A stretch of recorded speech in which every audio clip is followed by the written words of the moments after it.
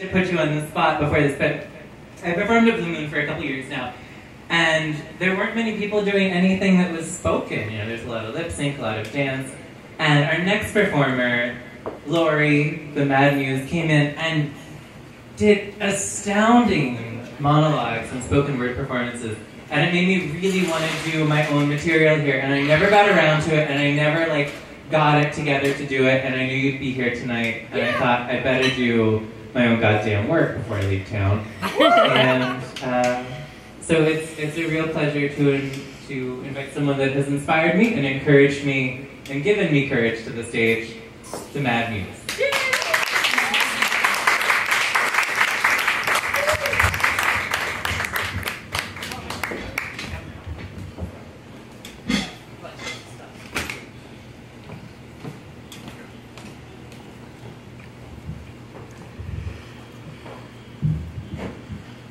So I'm having this bad habit. I just moved here to the neighborhood last April, and all of my favorite people are fucking moving out of town.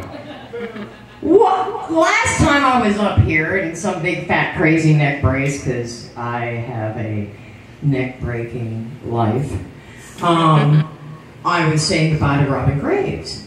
So I'm like, well, I gotta come up here and say goodbye to Danny and Harrison. I didn't want to write any more goodbye poetry. Sorry. So what I wanted to do, though, is I wanted to point out one of the things that I learned most from Danny and Harrison and what they're all about. It's been a very short time, in my opinion. I have not spent enough time with them. But I will tell you, one of the more important things that they do is they are into social justice. Social justice is really important in our world right now, because not only does it bring out the individual and our ability to have our own rights to be fucking human, but it also is a great way to cure one of the greatest epidemics we have right now in our nation, called loneliness. The more people, the more freaks, the more different we have on the corners saying, hey, the more people out in those little rooms trying to figure out who they are and what they are and where they belong in the world can see them, can see us and say, hey, I'm not alone. So Danny and Harrison represent a very important aspect of our society. So I'm going to introduce you to an artist. She's real hardcore, so hang on to this. Give me a little patience and a little time. This is rough. I had to drink vodka.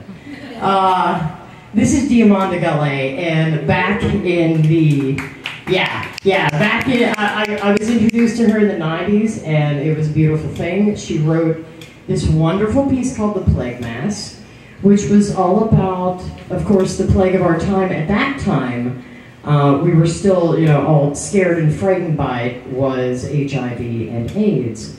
And so she wrote this fantastic piece, and this piece is just one small chunk of that giant piece, and this is called Praise the Masters of Slow Death. What sympathy in death discloses? We who fester here are very much alive and watch unmanned compassion flee to safer zones. Let us praise the masters of slow death. Hello to the positive, think positive connection, brothers of blood, sisters of compassion.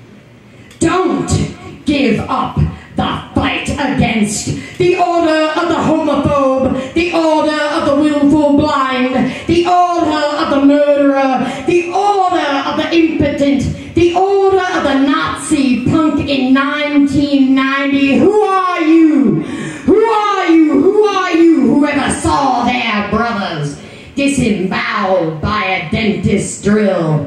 I condemn you! I condemn you! I condemn you. I condemn tonight any guest who came to service, any guest who comes to service and tells the people that the master plan has put compassion in the vestige of the present. You talk about a freak show, I talk about your no-show. You talk about the unclean, I talk about your unseen. I talk about your unseen as the killers let us die, one by one.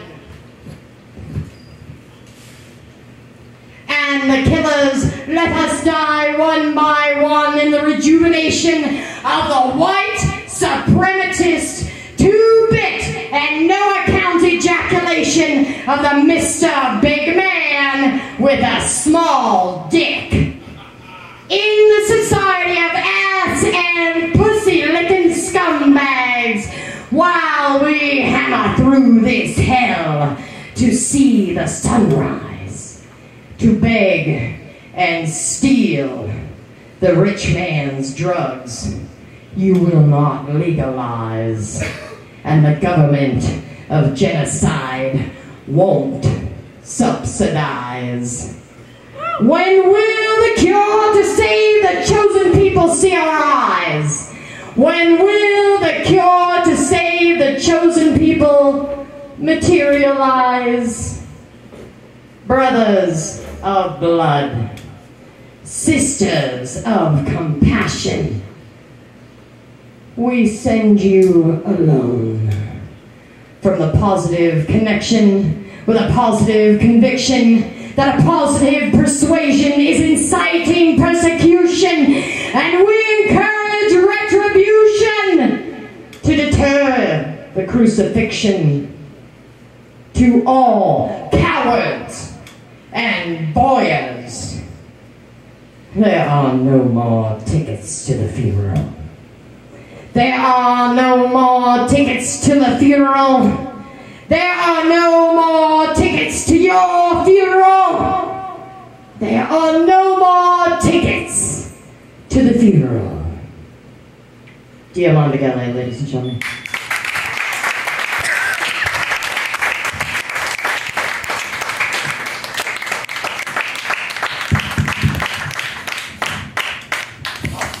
Sorry, I had to fix my mic.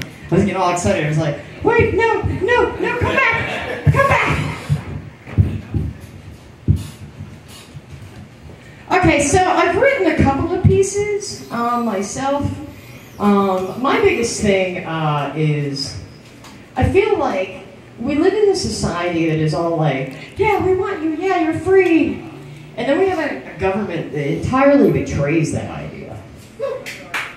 You know, and I feel betrayed by the country that I live in. And granted, we can fight and we can stand on corners and we can make a nice big show, but we shouldn't fucking have to.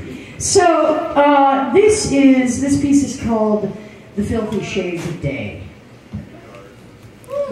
Hang on, I gotta get it.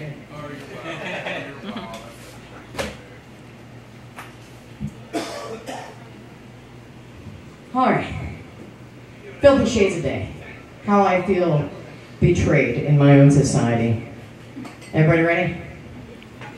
Life in the light must be really fucking nice, but to view it all the way down here, where we toil and we work for entitled packs of jerks who teach us evil codes of fear.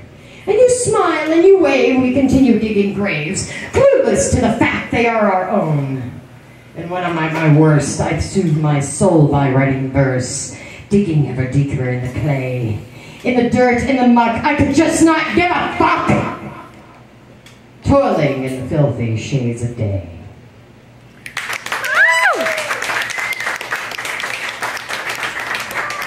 Anybody up for Lovey Bohem? Have you guys heard it? Yeah. Who's heard it? Who's heard it? Okay, alright. You guys want to hear it? Everyone want to hear it? Okay. Alright. Only because this is my other social justice piece. Yeah, so this is, I call this Right now, this is kind of the anthem of Lawrenceville. Who lives in Lawrenceville? Yeah. We're Bohemians here. I'm a Lawrenceville girl. Right, that's right. We're Lawrencevilleans. Yeah. And Lawrenceville got rated one of the top Bohemians in the country, or in the world. I'm sorry, we're like 26, like up in Bohemia. And the principle of Bohemia is that we were all against the man. Bohemia was raised on the idea that we were against the man, we were against people that were out to repress us, we were all artists, gypsies, painters, all that kind of poets, everybody. Tramps.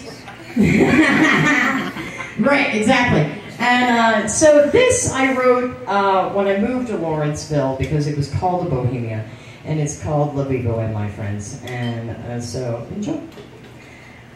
Wandering lost, land in pockets of bohemian ideals and say, make this a home, a community of acceptance.